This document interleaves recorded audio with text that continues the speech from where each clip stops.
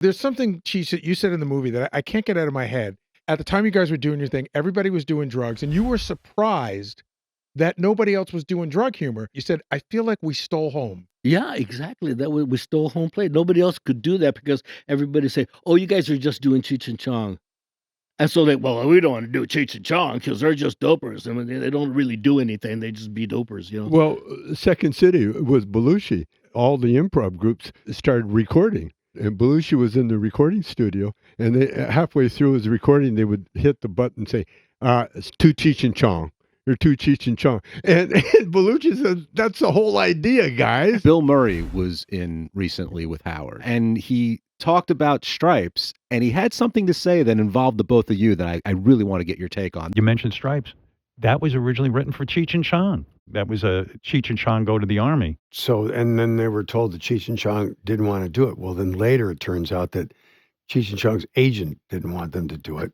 Cheech and Chong never even saw the script. What happened, guys? Is Bill we Murray were in the middle of next movie.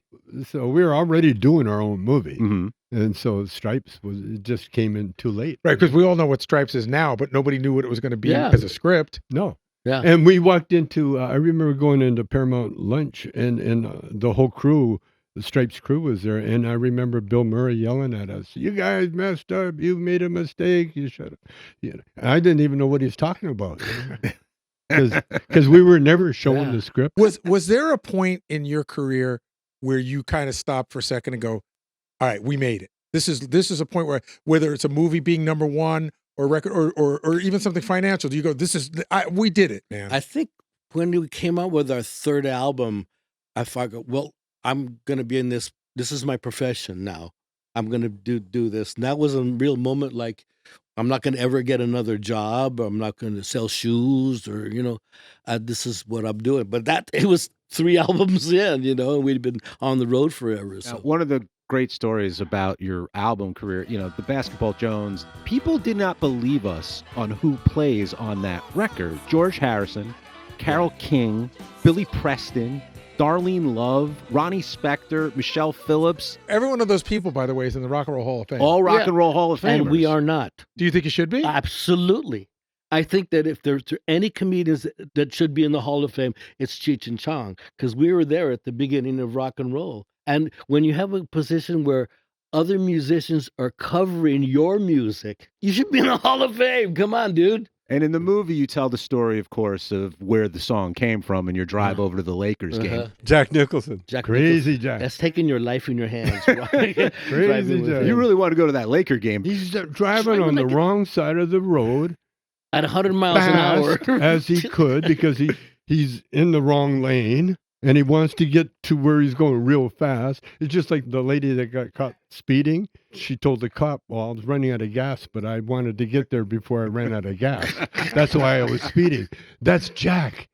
And so Cheech, every time we get nervous, he would start singing and making up songs. We started singing Basketball Jones. Yeah, I got Basketball Jones. And I'm in the front seat thinking, oh, we got to record that. And so we did the next day. In the documentary, you talk about the deal that Lou made with you guys. Lou Adler changes your career. You get the record, and Up in Smoke soon arrives. Were you aware? Did you have any idea that was the cut, and you got $25,000 each for a film that grossed over $100 million?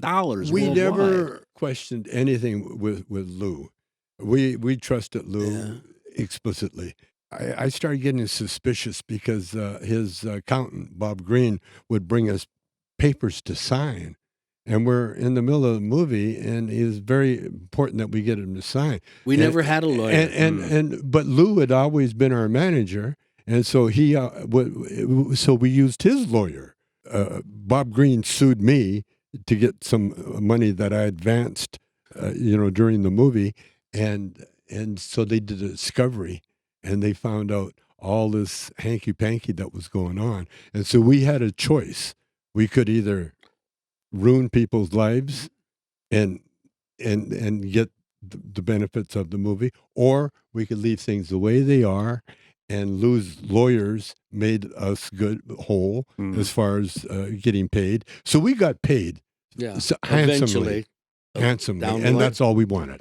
And Bob Green went to prison. Oy. eventually, but nothing to do with. Nothing to Right. do with us. But Howard was talking about this morning because we've had so many musicians on over the years, and it is an age-old story where somebody signed a contract that they didn't understand, and Howard's like, why do people do that? And the answer is, I think you guys want to be in the business so bad Yeah. that you don't think about what's on the paper, right? Is that what it is? You know, the week before we signed this contract, we were collecting soda bottles on the street in order to eat that day.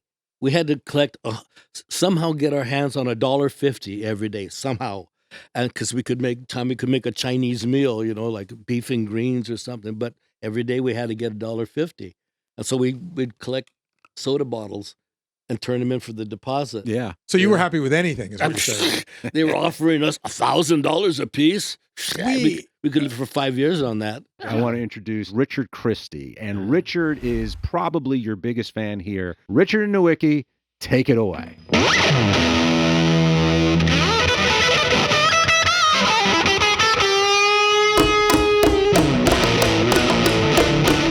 My mama talking to me, trying to tell me how to live. But I don't listen to her, cause my head is like a sieve. My daddy's heated on me cause they wear my sister's clothes. They caught me in the bathroom with a pair of pantyhose.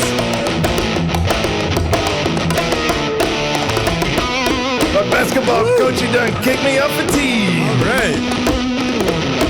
For wearing high heel sneakers and acting like a queen.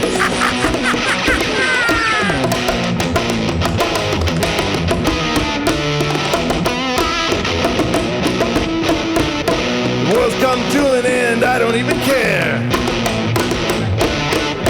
As long as I can have a little Emma orange hair. Hey, very good. That was awesome. Very good.